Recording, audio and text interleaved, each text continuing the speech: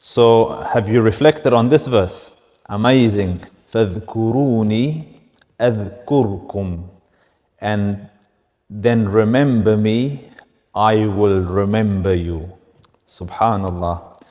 The first time I stopped on this verse reflection-wise, and Allah Rabbul Izzah let me see the wonder and beauty that He let me see in this verse.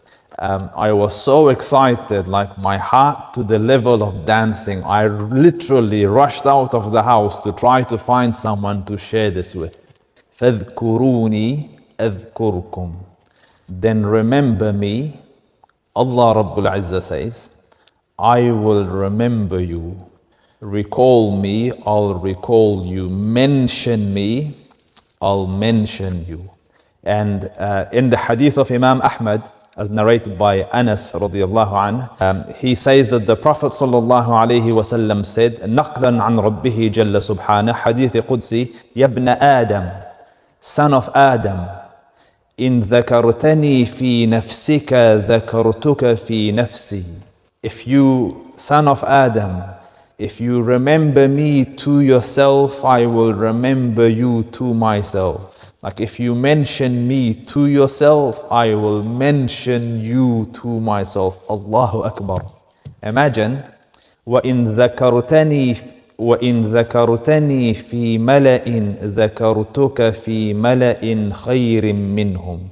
And if you mention me and remember me in a gathering, I'll mention you and remember you in a gathering better than that gathering. In reference to the angels. So visualize this, you're in a company, you work in an organization, and you do a deed which is meritorious, something good, and then the bosses or the head of the company mentions your name at the table of leadership or at the table of the heads of the company.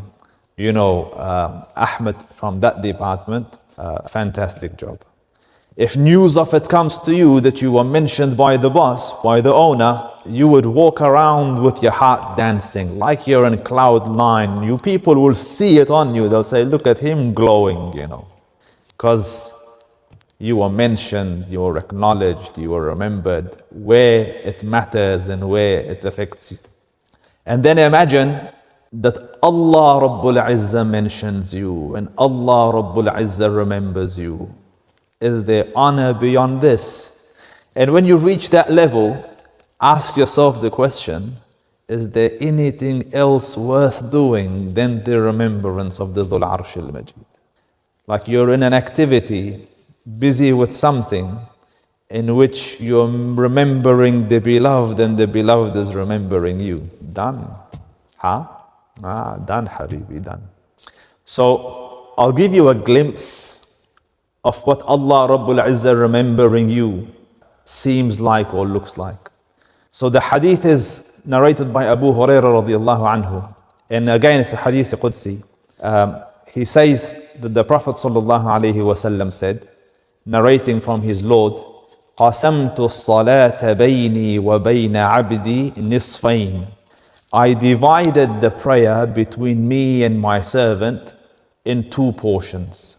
So when my servant says in the beginning of the salah, when you start with the Fatiha, when you say Alhamdulillahi Rabbil Alameen, you have remembered Allah Rabbul Izzah, you have mentioned Him.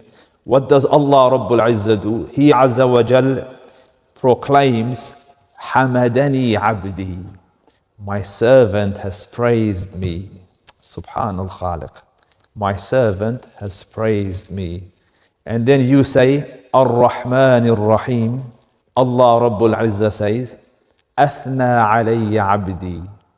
My servant has glorified me. Do you see? And this also highlights the value of dhikr in the court of Allah Rabbul Izzah. That it is important enough, significant enough that Allah Rabbul Izzah mentions it to the company of the angels. So, if there's a task you should busy yourselves with, it is the remembrance of Allah Rabbul Izzah.